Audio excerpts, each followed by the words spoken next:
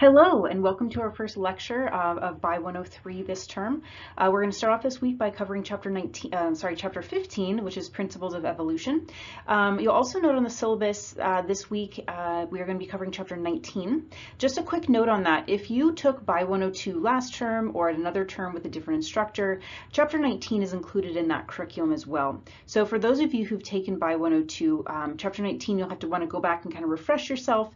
If you are new to this biology series and you have not had Bi 102, then that chapter 19 will be new material for you, and I'm going to make sure you go in and go through that chapter and watch the videos and things. So again, chapter 19 we've covered in 102 and we're covering in 103. It sets up a good foundation at systematics and taxonomy, how we name and classify organisms, which is a good foundation for jumping into Bi 103 material, which is all the different groups of organisms we're going to be looking at throughout the term.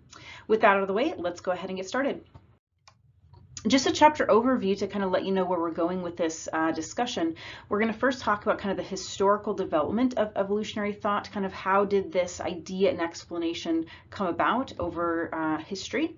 And then we'll take a look at the mechanism at which evolution takes place, which is what we call natural selection. And then we'll finish up taking a look at some evidences that support both evolution and evolution by this mechanism of natural selection. So let's go ahead and get started. So let's first define what we're talking about when we say the word evolution, because it has a whole lot of other connotations out there in general language. So when we talk about evolution in biology, basically I have three kind of key various definitions of how this word might be used in a biological context. So the first one says descent of modern organisms with modification from pre-existing life forms. Or it could be defined as a theory that all organisms are related by common ancestry and have changed over time.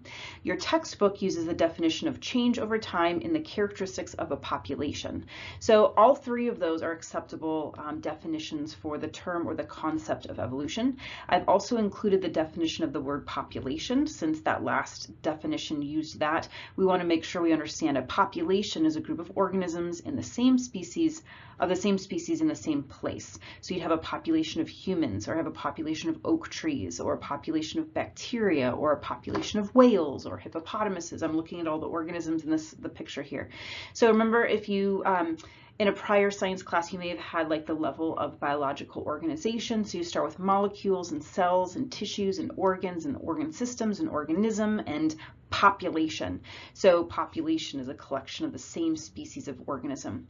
So when we talk about evolution, it's changes of the characteristics of those individuals within that population over a period of time. So let's take a look at the historical context. So we've got to start at the beginning, if you will, before the idea of evolution came about.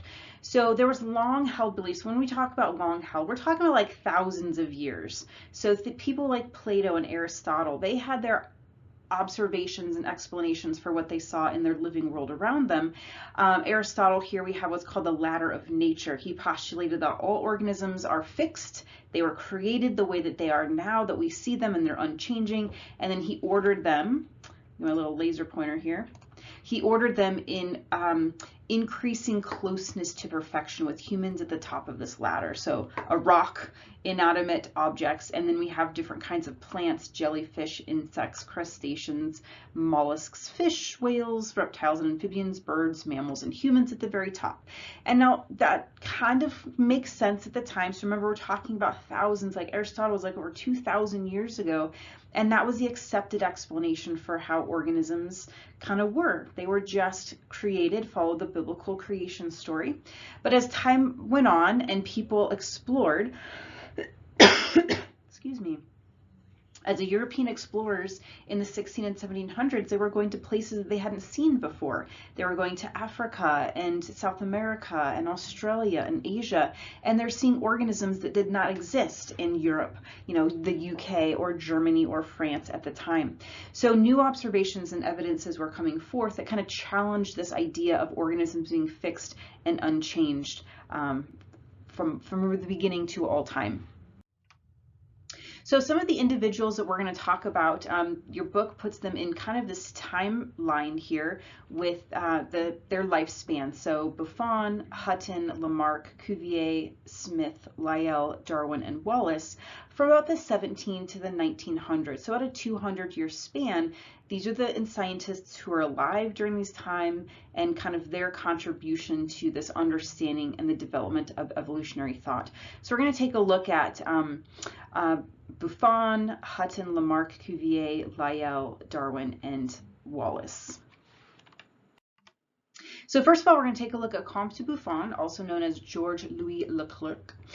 So he was alive pretty much for most of the 1700s. He did most of his work mid to late 1700s. So he came up with this kind of suggestion outside of the creation story that species were created, and then from those original organisms that were created, some improved to become different species, and some degenerated, which would be like becoming extinct in the language that they were using at the time, maybe be due to moving to a new geographic region. So he was trying to mesh his creation biblical story with kind of this new evidences that were showing up, saying, hey, there's some things that don't quite match with this idea, the theological explanation of the diversity of living things.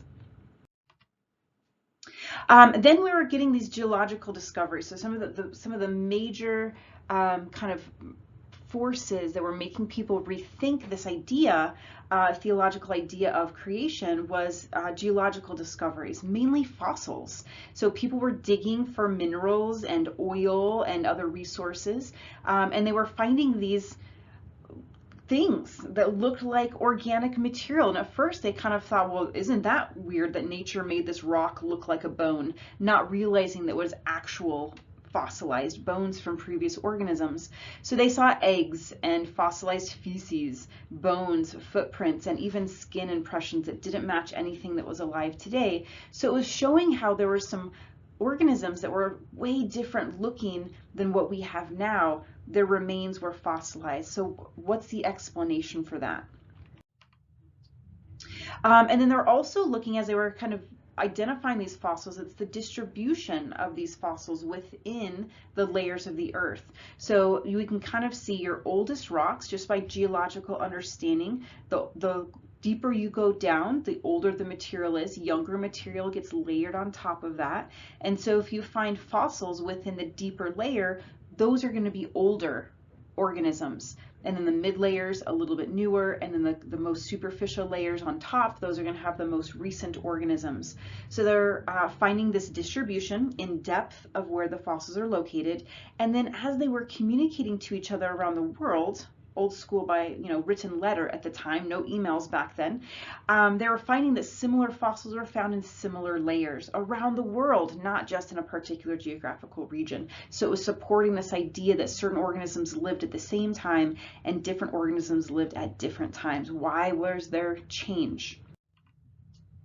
So then we had this guy named Georges Cuvier, kind of mid 1700s to early 1800s, again trying to meld this long-held belief, this theological belief of creationism, with the new evidence of fossils that are being discovered around the world. So he proposed this idea of what's called catastrophism, to say all of the organisms were created, a surplus of organisms were created at creation, and then due to catastrophes like volcanoes and earthquakes, or even the biblical flood, the Great Flood found in the Bible, that wiped out a lot of the organisms that we don't see anymore, and those are the things that we see in the fossils. So it allowed him to kind of accept the new fossils of organisms that don't exist anymore and kind of put that into that theological belief system.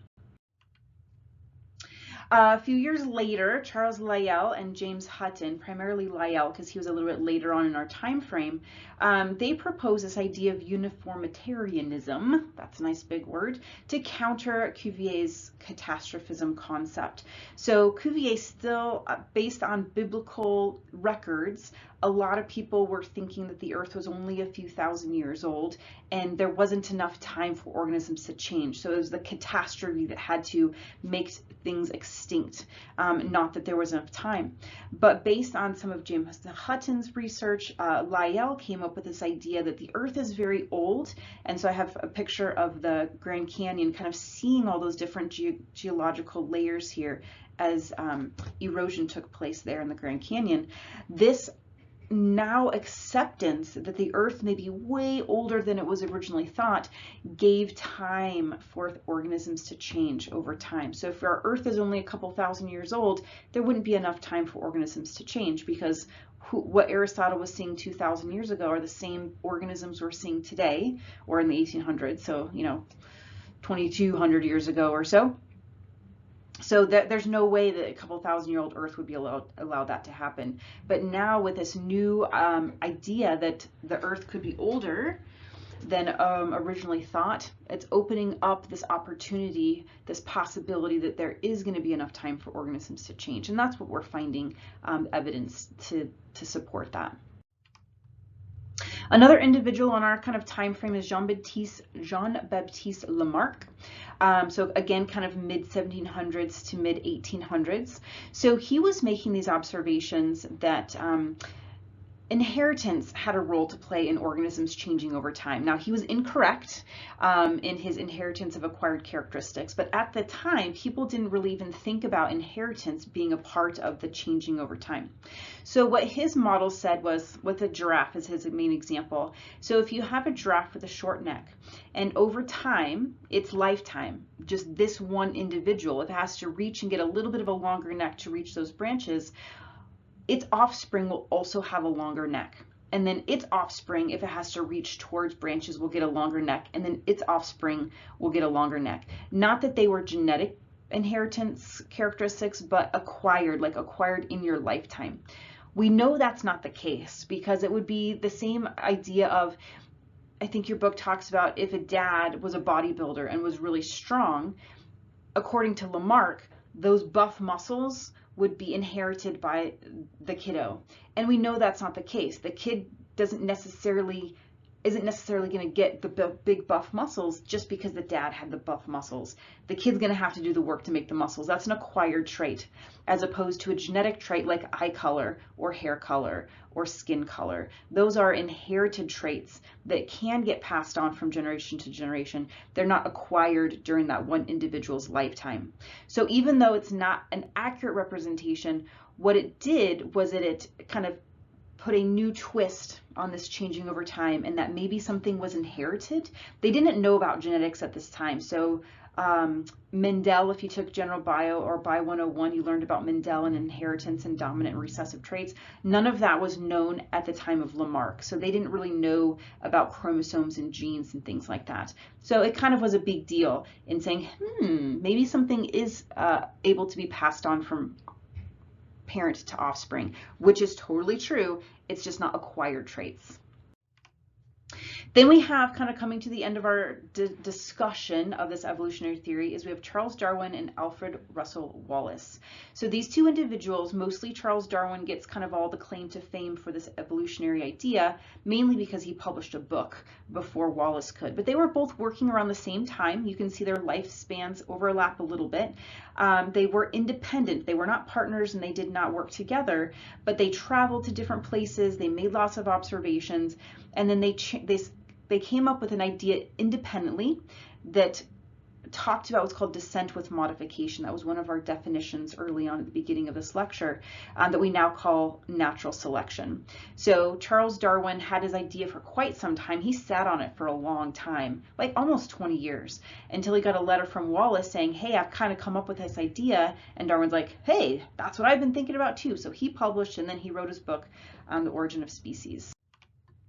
And there's the title page of that. I had to read that in college in one of my evolution classes. So this was kind of the thing that kick-started the idea of evolution, called The Origin of Species by Means of Natural Selection, how organisms change over time based on their environmental pressures, these natural pressures that select for organisms to be best suited for their individual environments. And we're going to talk about that. So now we're going to get to this mechanism. So again, we defined evolution as a change in organisms over time. So long periods of time, organisms within a population will change. The mechanism Sorry about that. The mechanism of this change is what we call a natural selection. Descent with modification is kind of the terminology that Wallace and Darwin used. But basically, individuals in each generation are slightly different from the members of their prior generation. You're not identical clones to your parents, and they're not clones of their parents. And if you have kiddos or grandkiddos, you know they're not clones of you. Everybody's a little bit different. We can see that in human species. That's true for all living things, unless you are actually a bacterial clone, but there's some chances for differences due to mutations. And over time, small differences can accumulate to produce major differences. So a small change here, over millennia or eons or millions of years, culminated small changes can actually cause organisms to become quite different. To set the stage for understanding natural selection, we have to understand what's called four postulates, or kind of these things that have to be accepted as this is what we see for natural selection to work. So these were Darwin's postulates, sometimes people call them that, to make his evolution by natural selection make sense. And we can observe these. We're going to go through them individually, but here's a list. So individual members of a population differ from one another in many respects. Again, that's variation. You're going to have, different flowers have different colors. They're the same species, but they have different colors. Or dogs. If you're a dog person or a cat person, they're quite different. They have different traits in that population. The second postulate is these traits, the inheritable traits, not the acquired traits in a person's lifetime, but some of these differences can be passed on from generation to the next. So these are inherited traits. The third postulate is in each generation, in this group of offspring, some survive and reproduce and some will not. So not everybody who's born is going to survive and to make more offspring. And lastly, the fate of individuals, how they survive and mate and live and get food and have shelter and pass on their traits to the next generation. It's not luck. It's not by chance. There's purposeful selection happening there. So let's take a look at some examples of each one of these postulates to help it kind of sink in a little bit better. So the first one was individuals in a population vary. So here we have this picture came from your textbook of a whole bunch of different snail shell colors. These are all of the same species, but you can see variation in the color of their shells. So you can see this easily by looking around you. We're all different from each other, and this is true for all species. We have the definition of species. If you again took Bio 102, we talked about that, biological definition versus phylogenetic definition, those types of things. But you can just look around and see the differences in plants and trees and bushes and animals and fungi. There's variation even though it's the same species. Those variations, the things, the color of the shell or the height of the tree or the shape of the leaf or the color of your body plan, if you're an insect, your carapace, those are traits that are genetic. They're inherited and they can be passed on from generation to generation. So the field of genetics wasn't discovered at this time, but they guessed that those inheritable traits are going to be passed on. Mendel's work later confirmed this idea that these traits are inherited from generation to generation. The third postulate was we talked about how organisms produce way more offspring than can survive. For humans, it's a little bit different just because we focus so much on raising our young that for the most part, all of our offspring are going to survive. But again, that's not the case. More in the animal kingdom, I just have animal examples here, but plant kingdom, bacteria, fungi, protists, you'll see all of these little baby octopus or all these little baby worms or all the baby opossums or all the baby turtles, just because they're hatched or born, they're not going to all survive. That's just the law of nature. And so who does survive, if they have a benefit, if they have an advantage that's going to make them survive better, it is a better chance that that survival trait will be passed on to the next generation. So sometimes you might have heard survival of the fittest. That's kind of like what natural selection is. The organisms that are best suited for their environment are the ones who are going to survive in that environment. The last postulate was survival and reproduction are not determined by chance. So I have a couple pictures to help illustrate this idea. These reproductive successes, and that's what evolution is all about. It's one of the characteristics of living things. To be considered a living thing, you have to be able to reproduce, pass your traits on to the next generation. So how do we be successful at doing that. So there's competition. So this postulate 4, you can kind of think of competition. So I have competition for food, right? So these two dog-like organisms are fighting over their prey. It looks like a deer. So who's going to get the deer? Maybe the strongest or the fastest or the sharpest teeth. I don't know. Whoever is going to beat that battle. You're going to compete for mates. So here's your bighorn ram, who they have to compete. So who's going to pass on the traits and, you know, mate with the female to make more offspring? The biggest, the strongest, the fastest male is going to be the one to pass those traits on. And so then that offspring are going to carry those traits. You also have to compete for habitat, your environment, how you're going to live. So I used a picture of a tidal, I lost the word for it, variation, all these different tidal zones. So if you are an anemone, which are all these little green bubbly looking things here, you're going to survive best right in this area. You're not going to survive up here. You're going to dry out because the tide doesn't keep you covered. But look how packed that is. So who's going to survive in that really high densely populated area? And then we have all the sea stars at the next level. Maybe too low, they don't have enough food. Too high, it's not going to be wet enough. So they're going to compete for space right here. What about all the mussels? Down here it's too wet, up here it's too dry. Look how dense they are. They're competing for that space. If you don't have a space to live, you're not going to survive, you're not going to eat, you're not going to mate, you're not going to pass those traits on to the next generation. So any advantage, any benefit that's going to get you more food, more mates, more habitat, those are the things that's going to make you successful. And that's kind of what postulate 4 was talking about. So then when we talk about this natural selection, it really is nature is selecting for the best suited. It's not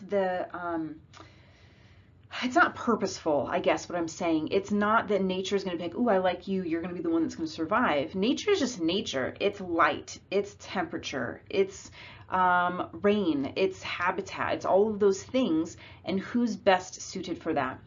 Kind of a more modern example, which isn't technically evolution, but it kind of shows those mechanisms, is there is a type what's called pepper moth. So there are some peppered moths that had natural variation. So here we can see the light colored one here and the dark colored one here. And over on this light bark, we can see the light colored one here and the dark colored one here. So the story goes, this was kind of in rural areas outside of London at the turn of the century, the last century, in the Industrial Revolution, right? So before big smokestacks and burning of coal and oil and fuel, the highest population of these peppered moths were the lighter in color. So kind of the lighter colored ones, we can see this one outlined over here. So we can see the original population was more of the light colored ones. Excuse me. Evolutionarily, there was every once in a while a black colored moth would be born due to a natural mutation in their pigment expression. Now, if we're looking at just this picture over here on the right hand side, if you were a predator for peppered moths, which one of those moths do you think you would eat first? The one that you can see, right? So if you were an owl or a bird or some kind of other insect, maybe a lizard or a reptile, you would probably eat this organism and you wouldn't even see this one. So this organism is best suited for the environment on that light colored bark tree, and it will pass those traits on, and we're going to get more organisms of the light coloring, where just every once in a while we might get a black one show up. It may mate, but more than likely it's going to be eaten before it has a chance to mate. Well, then the turn of the century, Industrial Revolution, you know, we didn't have pollution requirements and laws back then. So think of like Mary Poppins days. All of the big smokestacks are kind of spewing soot and smoke and yucky stuff into the environment. And the trees outside of the city were actually getting coated with soot and this black kind of ash. And so the environments change actually pretty quickly. So where we originally had populations with more of the white colored moths, look what happens when the environment changes. The nature selects is the selective pressure, not anything that the organisms are doing themselves. So now if you're a bird or an owl or a reptile or something that's going to eat this moth, which one of those organisms are you going to probably predate first? You're going to pick the white one, right? The light colored one, because it's easier to find. And now the tables have turned. The black moth is probably more successful in this environment. And so over time, the population changed and shifted to have more of the moths be the black, darker coloring and less of the moths being the light coloring because of the environmental change. So the selective pressure in this example was the color of the tree bark, and the organisms who were best suited to be camouflaged in that environment are the ones that were successful. So that's kind of a modern take on this idea of natural selection. So then let's kind of shift gears and take a look at some evidences. So what have we acquired over the years since Darwin and Wallace kind of put forth this idea that organisms change over time? So first of all, evolution is a scientific theory. The word theory in science means it is an explanation for a natural phenomena that is developed through extensive reproducible observations and has evidence to support it. It's not a guess. It's not, a hypothesis. You do a hypothesis experimentation a whole lot, and then you get a theory to support your explanation. Until something comes along to change that, that's our accepted explanation for the diversity of things on this planet.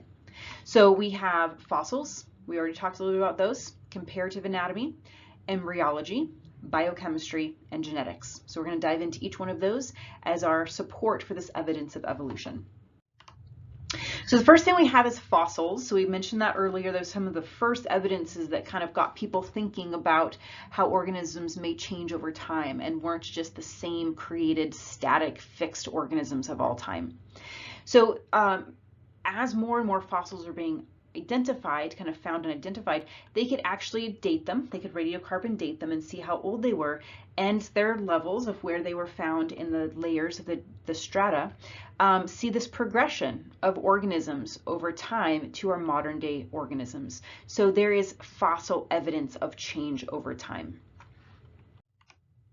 Comparative anatomy is another one. So we have kind of the four arms in this case of flying organisms, swimming, running, and grasping, and how we have, even though we do completely different things and we look completely differently, all of these kind of forearm and hand and finger structures are called homologous. Homologous means kind of the same.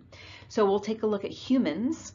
The upper arm bone here is called the humerus. So humans have them, shrews have them, dogs, sheep, dolphins, seals, even pterodactyls, birds, and bats.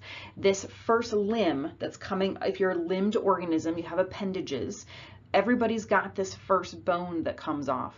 Then the second part of the limb is your forearm for humans. It is made up of two bones.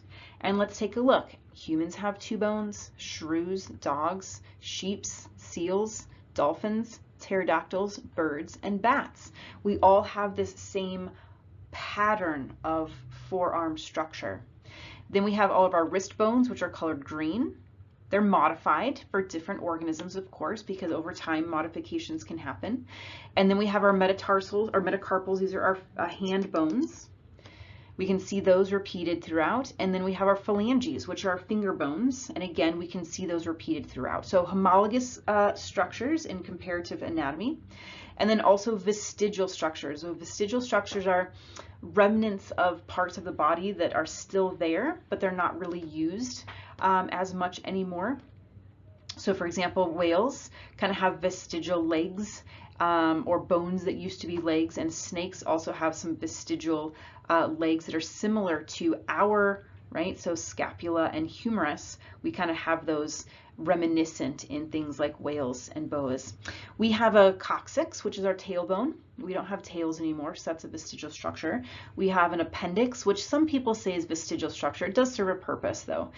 So there are some human examples of vestigial structures, but we see it more in the animal kingdom as well. Embryology. So again, as science kind of evolved, using that word out of our context, science changed, technology increased the ability to look at things using a microscope, to harvest different things at different levels of development. We can see all of these different examples: fish, salamander, tortoise, chicken, pig, calf, rabbit, and human, very different as adult structures. But look at how similar all of these organisms are at early embryonic stages. If you took Bi 102, this is kind of those developmental things we talked about in that class, like your proteostome and your deuterostome and your colon, your mesoderm, ectoderm, endoderm, all of those embryonic tissues. How did these organisms develop? And we used that to classify into our different types of groupings of organisms.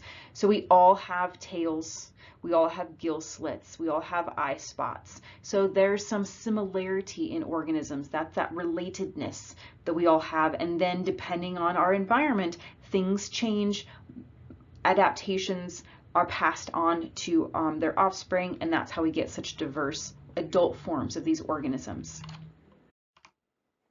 Then we can take a look at biochemical and genetic analyses. So again, if you've had Bi 101, kind of giving a call back to that class, if you remember learning about DNA, it had 4 base letters, your A's, T's, C's, and G's, which coded for the genes and the traits of who you are. So here is just showing particular genes, a whole long line of these A's, T's, C's, and G's, and comparing that segment of a chromosome with a human and a mouse, and we can see a lot of similarities, and then they've highlighted a few of the differences. So if we can compare the instructions that code for everything about an organism, the more similar they are, the more related they are, that they probably developed from a common ancestor. The more diverse those genetic A's, T's, C's, and G's are, maybe is further back in evolutionary time that they diverged into a different group. Now my lights are going off and the sun's in my eyes. All right, and so now some evidences of natural selection. So those were our kind of examples of evidence of evolution. Now here we can actually see evidences of the mechanism of evolution, that change over time due to these inherited adaptations. So first of all, humans have been kind of doing an evolutionary process themselves. So natural selection is nature is a selective pressure, but we can also do what's called artificial selection by what we call selective breeding, where humans are kind of taking control and selecting for traits that we would like. So in a plant example, here's a wild mustard plant that just kind of lives. It's a native organism. And then depending on what part you mate for or select for, you can get different types of adult vegetables like kohlrabi, kale, broccoli, Brussels sprouts, cabbage, or cauliflower, all kind of derived from this wild ancestor. Depending on how humans manipulated the pollination and modification, we get these now completely different food sources that all derived from the same parent, if you will, or origin. Dogs, if you're a dog person, I'm not a dog person, I'm a cat person, but I totally get it. So dogs are all of the same species. I don't know their name. Felis? No, that's cats. I don't know. So they're all the same species, but how did we get a golden retriever versus a Dalmatian versus a German Shepherd and a Spaniel? I'm not a dog person. Well, humans got involved. They selected for the traits that we wanted. They wanted, right? So if you follow any of like the registered breeds and the traits, humans got involved and selected for the traits and made those parents breed so the offspring would have the traits that they wanted. They all were derived from the same whether it was a gray wolf, I'm not sure, but an ancestral dog-like organism, and over thousands of years of selective breeding by human pressures, we get the diversity of the dogs that we have, from a Great Dane all the way down to a little mini teacup poodle or Chihuahua or whatever. So we know the mechanisms exist because we as humans have used those for our own purposes. We can see evidence of evolution by natural selection just observing changes in environment. So I've got 2 examples here. So the first one is a population of bacteria, and if you work in healthcare or know anything about healthcare, or maybe you've been sick before, we have a situation that's going on in our world. I teach microbiology, so I talk about this a lot, is antibiotic resistant bacteria. So antibiotics came out in the early 1900s, so 1929 was penicillin was discovered by Alexander Fleming, and very quickly after this was used widespread, we have bacteria that don't die in the presence of penicillin, they're resistant. And so there's a lot of pathogens, a lot of bacteria that cause disease that are resistant to the drugs that we as humans use to kill them. And so it's evolution right in front of our eyes. So the selective pressure in this case is antibiotics. So in the presence of antibiotics, you're going to kill all of the organisms that are susceptible, which is good. But if there's a resistant strain by a random mutation, now this pink cell is the only one that survives because everybody else got killed off by the drug. It's the only one that survives. That's its advantage. It's been adapted to that new environment, and then it replicates and it passes on that trait to the next generation. So now we have a whole new population of bacteria that are resistant to penicillin. So if you have an infection, you can't use penicillin on that infection anymore because all the bacteria that are making you sick won't die in the presence of penicillin. We see this happening right in front of our eyes. Another example that your book talks about is these Polynesian crickets. The selective pressure in this case was a parasitic fly. So the story goes that your original kind of population was these crickets, and on their wings they had a file, and the file would go creak, creak, creak, creak, creak, and it would make the noise, right? We know what crickets sound like.